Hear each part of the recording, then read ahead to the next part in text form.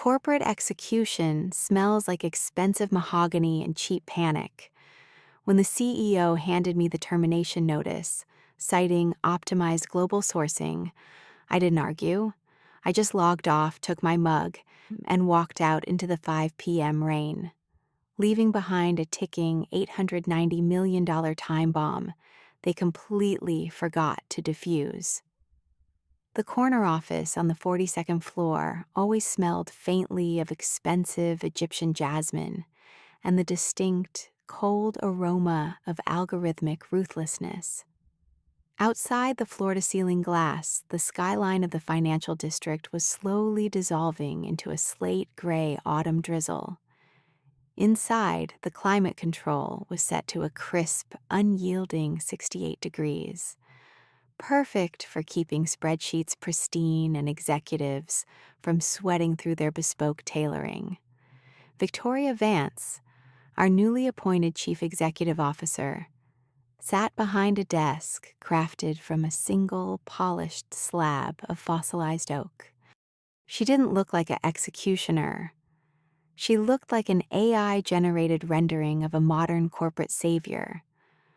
Her tailored charcoal blazer didn't possess a single wrinkle, and her hair was pulled back into a bun so tight it seemed to pull the skin of her cheekbones taut.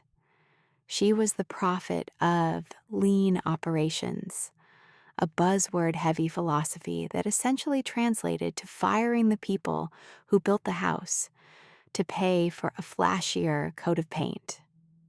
"It's purely a mathematical inevitability, Elena," Victoria said, her voice carrying the practiced, soothing cadence of a meditation app. She didn't look at me. Instead, her manicured index finger tapped gently on the screen of her tablet, scrolling through a colorful bar chart that looked remarkably like a guillotine. "We've conducted a comprehensive audit of our compliance and risk mitigation infrastructure. The overhead is, let's call it, historically bloated. By transitioning our vendor verification and international certification oversight to Nexa Global Solutions, we are projected to reduce operational expenditure by 42% over the next fiscal quarter alone." I looked at the sheet of paper she had slid across the lacquered wood, a standard severance package, standard non-disclosure agreements, standard corporate euphemisms for, "Thank you for 7 years of flawless service. Now please disappear before security escorts you out." "Nexa Global," I repeated, the word tasting like ash in my mouth. I knew Nexa Global. They were a massive, multi-tiered outsourcing conglomerate based out of a tax haven, famous for employing thousands of low-wage data entry clerks who operated via rigid scripts. "Victoria, Nexa Global is a high-volume processing firm. They don't specialize in regulatory compliance for aerospace and maritime logistics. They don't have vetted engineers on staff. They don't understand the nuance of international maritime law or the specific ISO subclauses required for the Baltic expansion." Victoria offered a thin, patronizing smile that didn't even attempt to reach her eyes. It was the look a seasoned politician gives an idealistic student. "What they have, Elena, is a proprietary automated verification algorithm. They can process vendor credentials at 3 times the speed of your team for a fraction of the cost.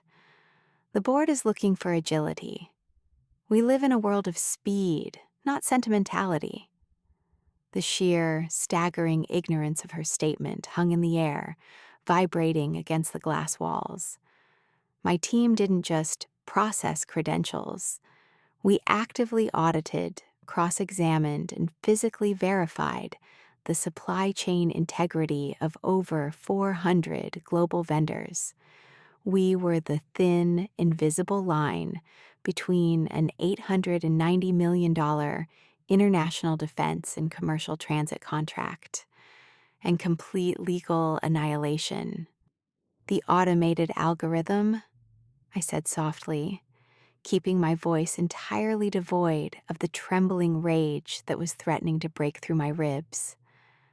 Does the algorithm know how to spot a forged ISO 9001 stamp from a corrupt provincial government office? Does it know how to verify if a subcontractor in a non-extradition zone actually owns the dry docks they claim to operate? The algorithm is certified by Nexa Global's internal legal team, which is more than sufficient for our liability shields, Victoria replied, her tone sharpening just enough to let me know the conversation was officially over. She clicked her designer pen, a sharp, metallic snap that sounded like a trigger being pulled. We found a cheaper contractor, Elena. It's that simple. Your transition period ends today at 5. I suggest you spend the afternoon organizing your digital files for the Nexa Global API integration. I sat there for a 3-beat pause, watching the raindrops trace erratic, chaotic paths down the window pane. A younger, more naive version of me would have begged. I would have brought out the massive binders of compliance anomalies we had caught over the years. I would have warned her about the specific vulnerabilities in the Baltic shipping manifests. I would have told her about the 3 major defense contractors who only signed with us because my signature was on the audit certificates. Instead, I looked at her pristine, unbothered face and realized something profound. You cannot save an organization that is actively begging for its own destruction. If they wanted to trade a bulletproof armor suit for a cheaper paper vest because it saved them a few dollars on the spreadsheet, who was I to stop the bullet? I stood up, picked up the single sheet of paper, and didn't sign it. Not yet. I understand, Victoria, I said, my voice dropping into a calm, smooth register that seemed to catch her slightly off guard. I will make sure my desk is completely clear by 5 o'clock. Excellent.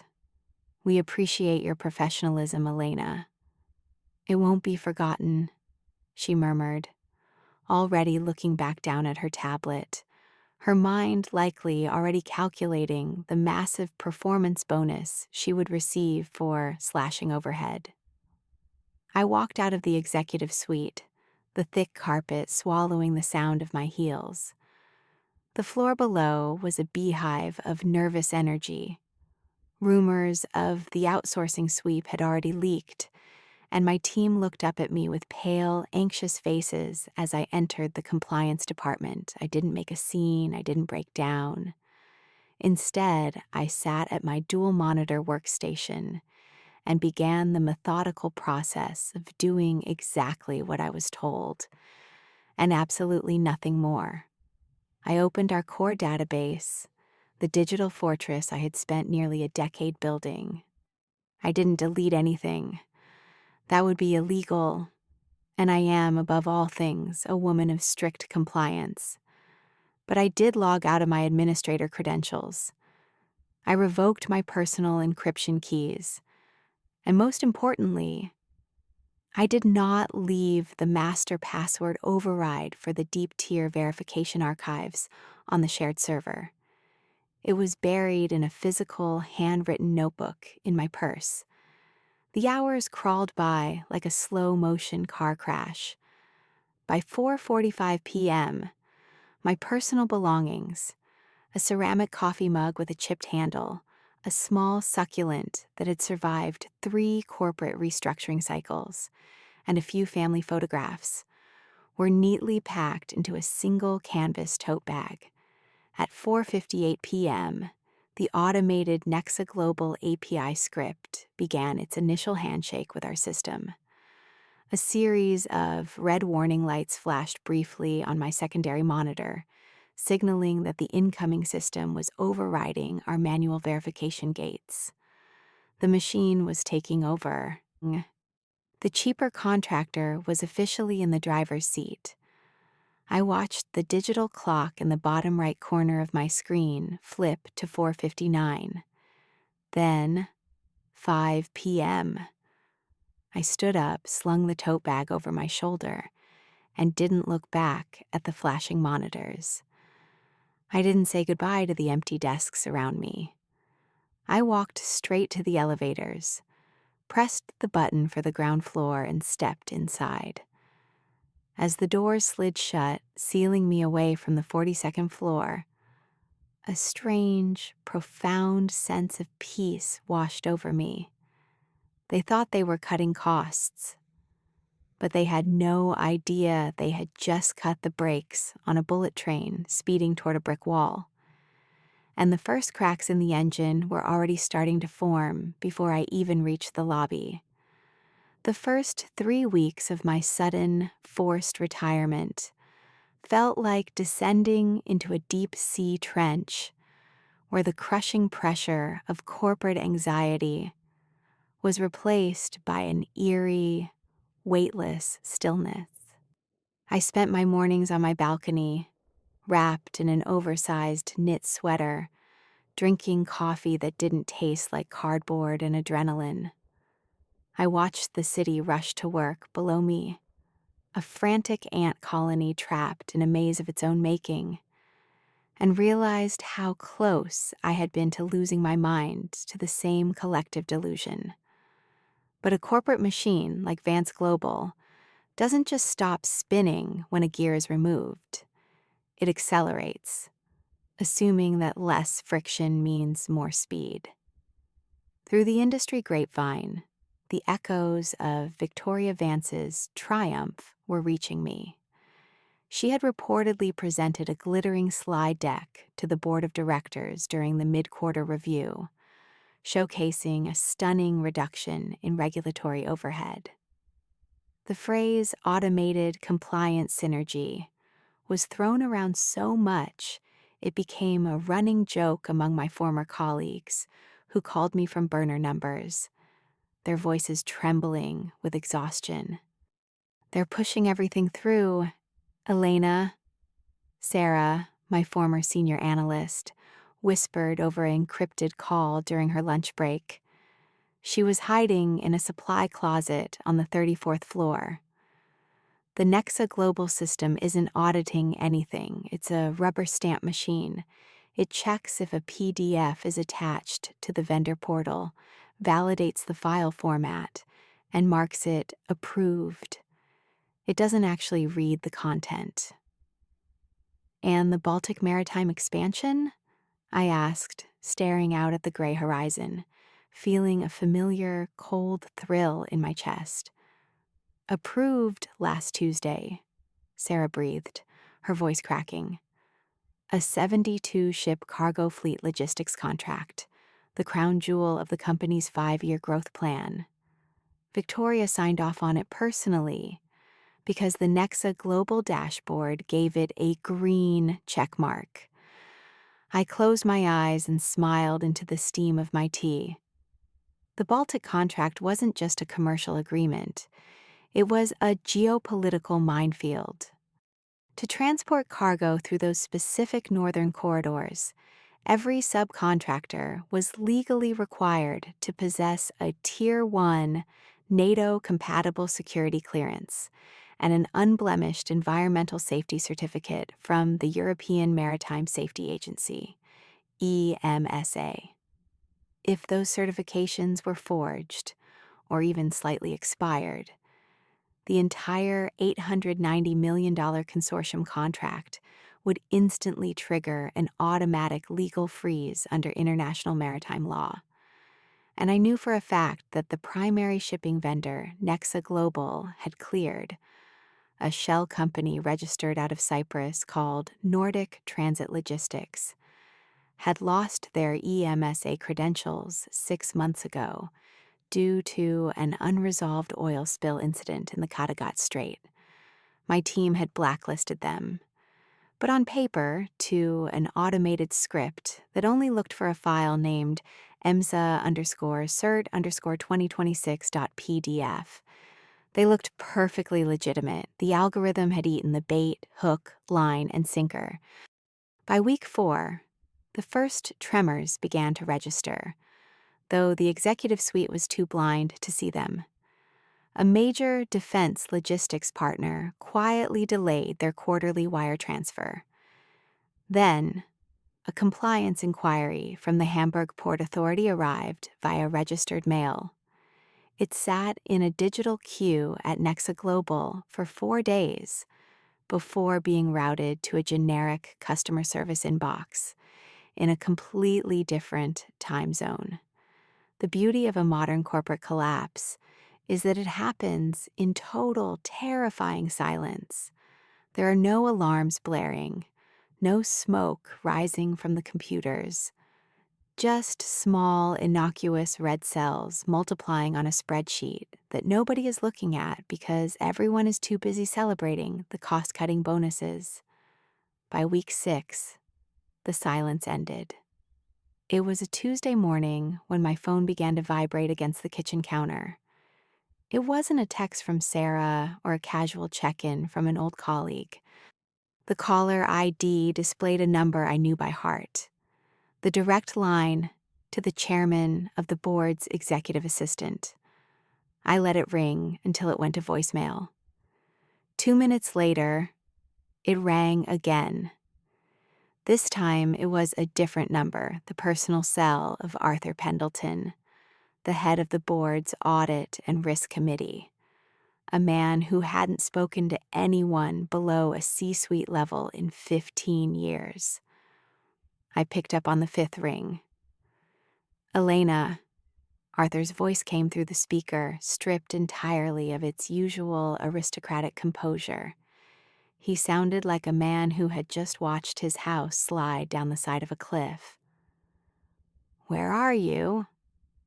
"Good morning, Arthur," I said, my voice as smooth and unbothered as a calm sea. "I'm at a small bakery down the street from my apartment. The croissants are remarkably fresh today. How can I help you?" A heavy, ragged breath exhaled on the other end. "We need you in the building. Immediately. There is an emergency board meeting convening in 45 minutes on the top floor. A car is already en route to your address." "I'm afraid I can't do that, Arthur," I replied, taking a slow sip of my coffee. As of 6 weeks ago, my access badges were revoked, and my presence on company property constitutes trespassing. Besides, Victoria Vance assured me that my role was completely redundant. The Nexa Global algorithm has everything under control, doesn't it? There was a long, agonizing pause. I could hear the faint, chaotic background noise of shouting executives and frantic typing, the unmistakable soundtrack of a corporate nuclear meltdown. "The Baltic contract has been frozen by the European authorities," Arthur said, his voice dropping to a harsh, desperate whisper.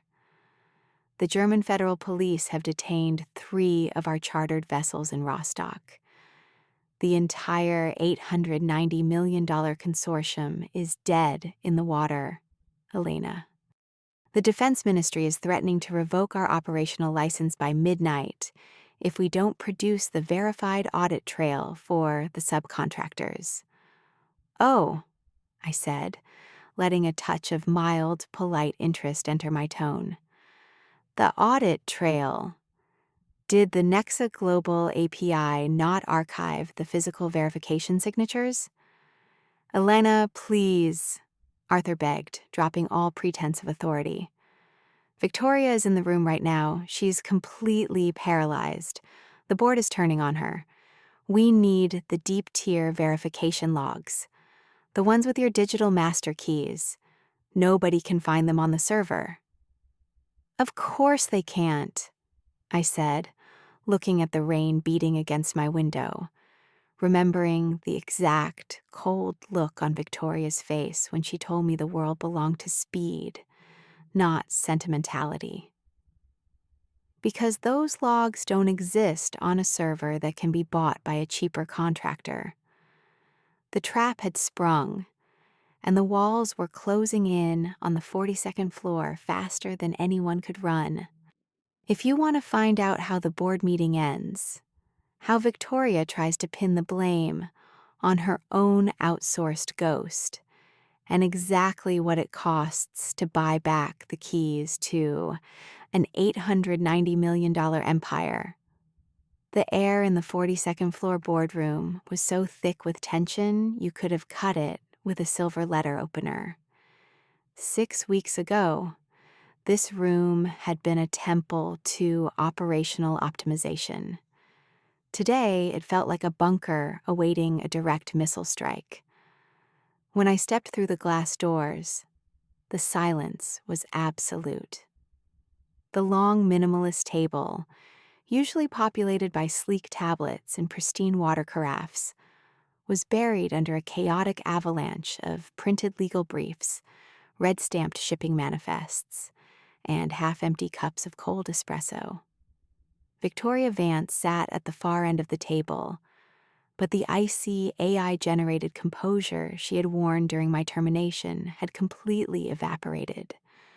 Her immaculate bun was fraying, a few stray strands of hair clinging to her damp forehead. The charcoal blazer was unbuttoned, and her eyes, wide and bloodshot, were locked onto the glowing projection screen at the front of the room. The headline on the screen, broadcasted live from a European financial news network, read, "Vance Global Logistics Contracts Frozen, $890 million, at risk over regulatory breach." "Ah, Elena," Arthur Pendleton said, standing up so fast his leather chair screeched against the hardwood floor. The chairman looked 10 years older, his face the color of old parchment. "Thank God. Sit down. Please." I didn't sit. I remained standing near the entrance, my canvas tote bag slung casually over my shoulder, looking entirely out of place among the ruined titans of industry. "What seems to be the problem, gentlemen?" I asked, allowing a thin, polite smile to touch my lips. I thought the Nexa Global algorithm had streamlined our entire compliance framework. "The algorithm," Arthur spat, turning a venomous glare toward Victoria, "is a fraud. Or rather, the people running it are. Victoria, care to explain to Elena what the European Maritime Safety Agency just sent to our legal department?" Victoria swallowed hard, her manicured fingers twisting a silver pen so tightly her knuckles were white. When she spoke, her voice lacked its practiced, melodic cadence. It was thin, reedy, and defensive. "It's a temporary data synchronization anomaly," she stammered, looking at the table rather than at me. Nexa Global's automated scraping tool verified the Baltic subcontractors based on the digital certificates uploaded to the portal. We had no reason to believe the files were structurally compromised. "Structurally compromised?"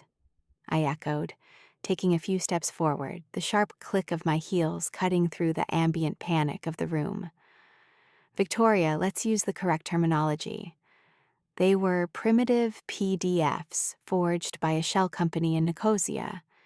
They used an outdated ISO 9001 template from a defunct registry. Any human analyst with 20 minutes of training would have flagged the metadata in their sleep." "We trusted the vendor," Victoria flared up, her voice cracking as she finally looked up at me, desperation turning into a toxic burst of corporate survival instinct. "The contract stated they used proprietary verification protocols. This isn't my department's failure, Arthur. This is an external vendor breach. We can sue Nexa Global for indemnification. Sue them? Arthur roared, slamming his open palm onto the fossilized oak table. The sound cracked through the room like a pistol shot. With what time, Victoria? The German federal police have our ships chained to the docks in Rostock.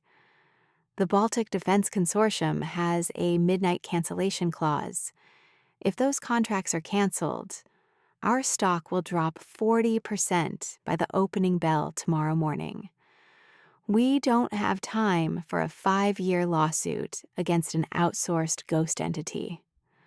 The room plunged back into a suffocating silence. The board members, men and women who collectively managed billions of dollars, looked like passengers on a sinking ocean liner, realizing the lifeboats were made of paper. Arthur turned back to me, his eyes pleading. Elena, the German authorities said they will lift the freeze immediately if we provide the audited, triple-verified manual compliance logs with the original cryptographic signatures from our legacy database. The ones that prove we did the deep-tier background checks before the Nexa Global transition. Yes, I nodded slowly. The deep-tier archives, they are completely intact. I spent 7 years ensuring every single offshore vendor was vetted down to their ultimate beneficial owners. Where are they? Victoria cut in, her voice frantic, a pathetic glint of hope in her eyes. Our IT team has been digging through the core servers for 12 hours.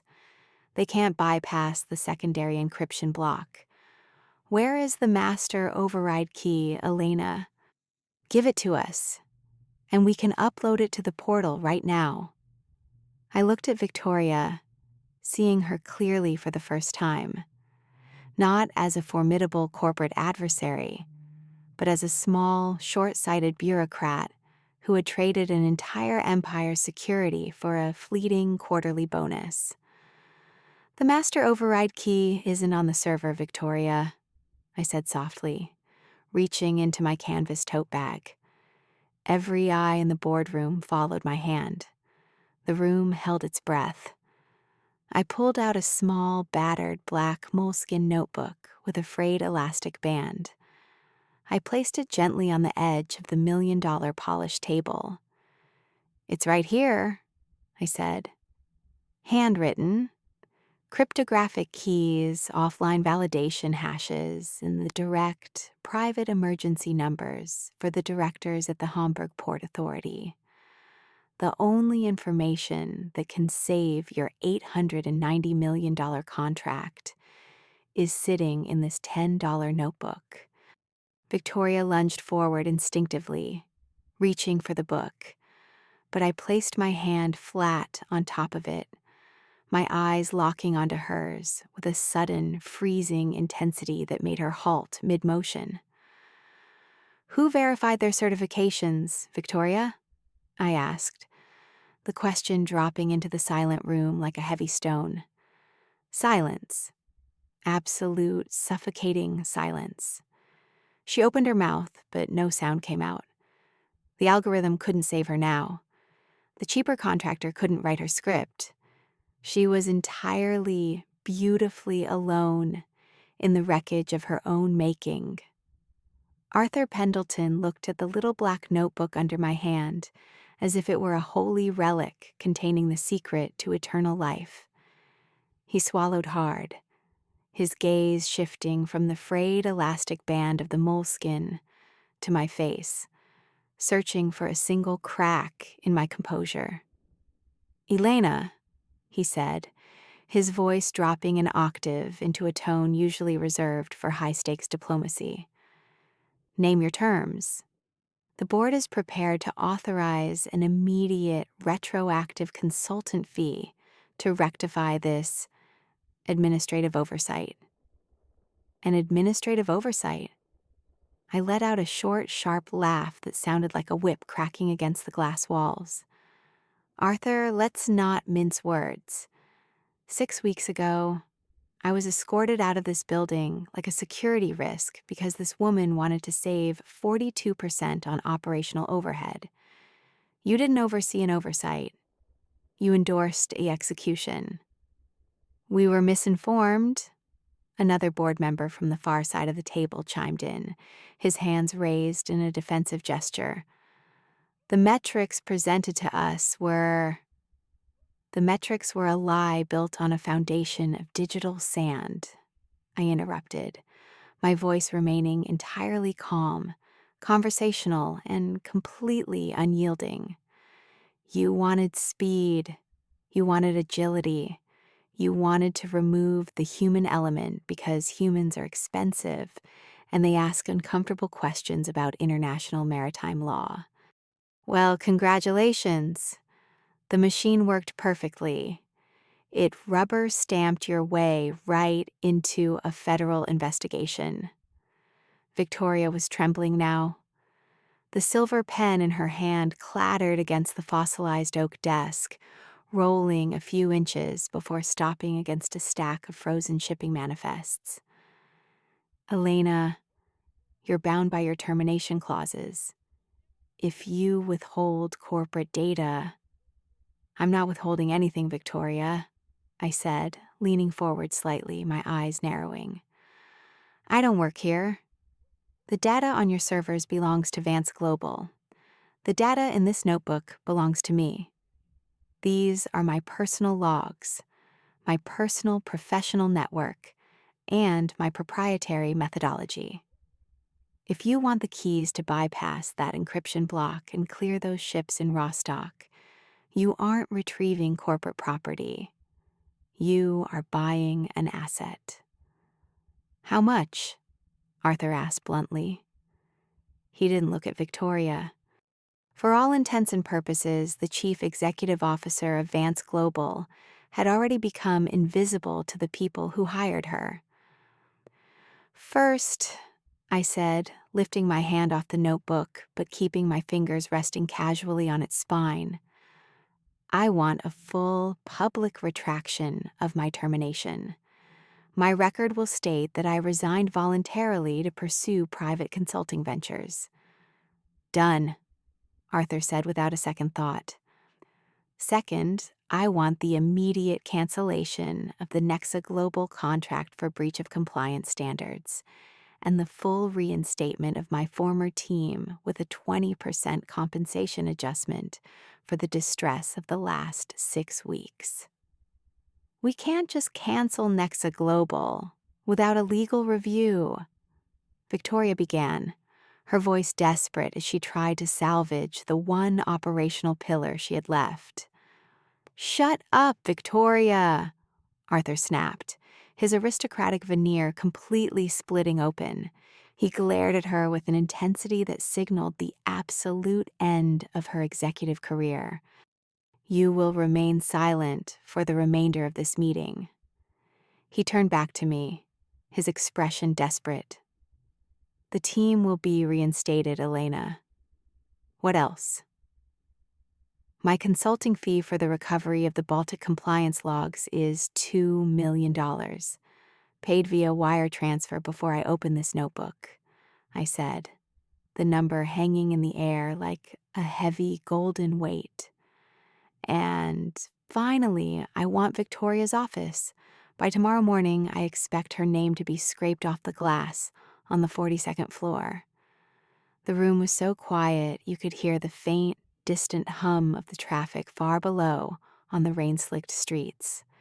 $2 million, and the head of their star CEO on a silver platter.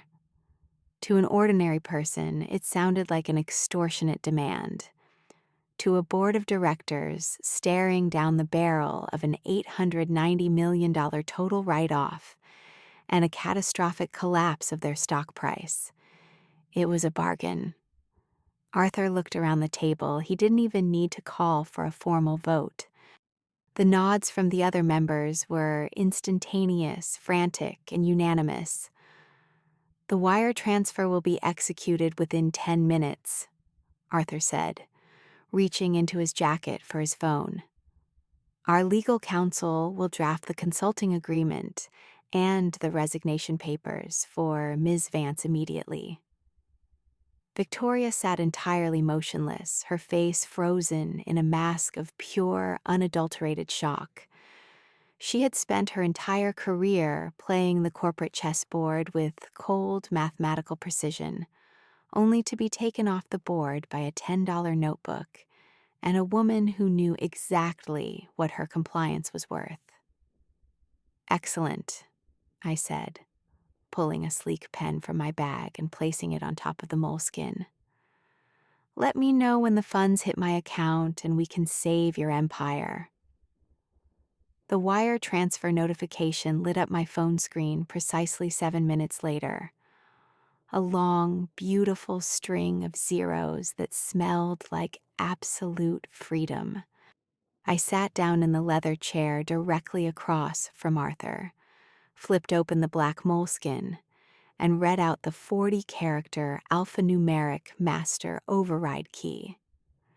The IT director, patched into the boardroom via speakerphone from the basement server room, typed the characters in with frantic, trembling keystrokes. On the projection screen, the massive, stagnant red blocks dominating our global infrastructure dashboard suddenly flickered. One by one, the encrypted deep-tier verification archives began to unpack themselves.